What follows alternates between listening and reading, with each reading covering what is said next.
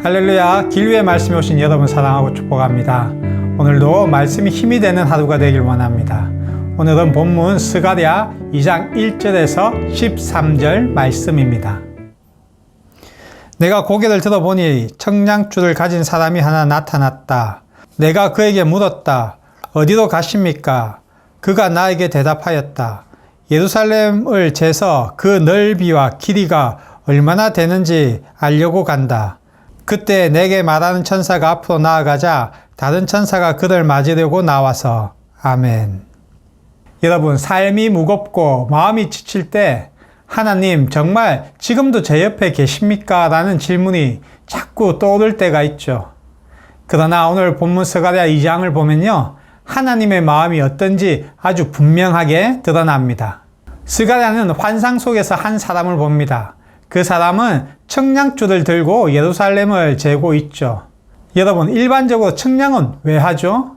무언가 길이를 재서 만들거나 세우기 위해 하잖아요.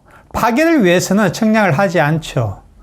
또한 이 장면은 단순한 청량만은 아닙니다.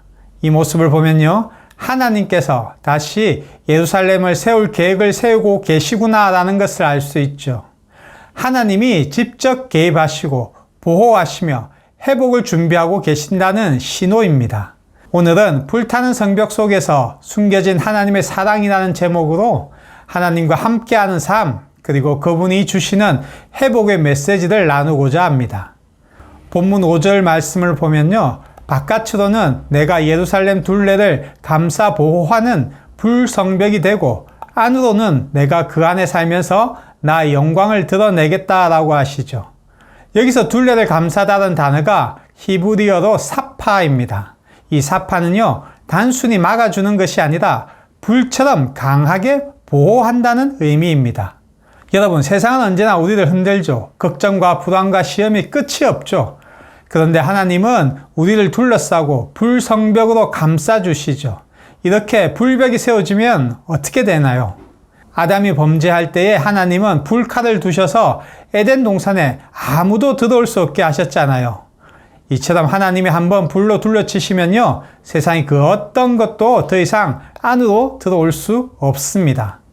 이렇게 하나님은 우리를 그 안에서 안전하게 지키시고 평강을 주시죠. 우리의 눈에는 세상이 우리를 고난과 걱정으로 흔드는 것 같지만 실상은 소리만 요란할 뿐 결코 우리를 해할 수 없죠. 왜냐하면 우리의 눈에는 보이지 않아도 하나님의 사랑이 우리를 완전히 감싸고 있기 때문입니다. 이게 바로 불타는 성벽 속에 숨겨진 하나님의 사랑이죠. 보이지 않지만 분명히 존재하는 하나님의 보호하심입니다. 본문을 계속 보면요, 이스라엘 백성이 흩어졌다가 다시 시온으로 돌아오죠. 그때 하나님과의 언약이 회복됩니다. 여기서 중요한 점은요, 하나님은 단순히 우리를 회복시키는 것으로 끝나는 것이 아니라는 거죠. 그 회복 속에 직접 함께 하신다는 겁니다. 그분이 함께 하시기 때문에 온전한 회복이 가능한 거죠. 이것이 바로 임마누엘입니다. 임마누엘이 하나님이 우리와 함께 하신다라는 말씀이잖아요. 이 임마누엘 약속은 바로 성육신 하신 예수 안에서 완성되었죠. 예수님께서 오셔서 우리를 보호하시고 평강을 주시고 삶의 무너진 부분을 다시 세우셨죠. 그리고 예수님은 하나님과의 깨어진 관계를 자신의 죽음으로 회복되게 하신 분이십니다. 혹시 여러분 중에 과거의 상처나 실패 때문에 아직도 마음 한켠에 무너진 곳이 있으십니까? 오늘 하나님은 말씀하십니다. 나는 여전히 너와 함께한다. 내가 무너졌던 그 자리에도 내가 있다라고 말씀하시죠. 여러분, 하나님과 함께하면요, 그 어떤 상황이든지 모두 회복이 됩니다. 하나님은 나의 어떤 상황이나 상태를 보지 않으시고 그분의 뜻에 따라 저와 여러분을 사랑하시는 분이시죠. 하나님은 우리와 함께 하시기를 가장 기뻐하시는 분이십니다. 그래서 큰 헌물보다 큰 열심보다 더 중요한 건 그분과 우리가 함께 걸어가는 동행하는 삶입니다. 그럼 우리는 하나님의 사랑과 회복을 어떻게 경험할 수 있을까요? 먼저는 하나님과 동행하는 시간을 가져보세요. 바쁘더라도 하루 중 잠깐 하나님과 대화하는 시간을 만들어 보세요. 하나님, 오늘도 제 마음을 지켜주세요 라는 그 짧은 고백이 하나님과의 동행을 시작하게 합니다. 그리고 하나님의 약속을 붙드세요. 상처와 실패 속에서도 하나님은 나를 다시 세우시는 분이라는 믿음을 결코 놓치지 마시기 바랍니다. 하나님은 무너진 자리에서 새 역사를 만드시는 분이십니다. 그리고 셋째로 하나님이 주시는 평강을 누리시기 바랍니다. 세상이 나를 불같이 흔들어도 하나님이 나를 감싸고 계시다는 확신이 우리에게 평강을 줍니다. 그 평강이 바로 불성벽 안에서 누리는 삶이죠.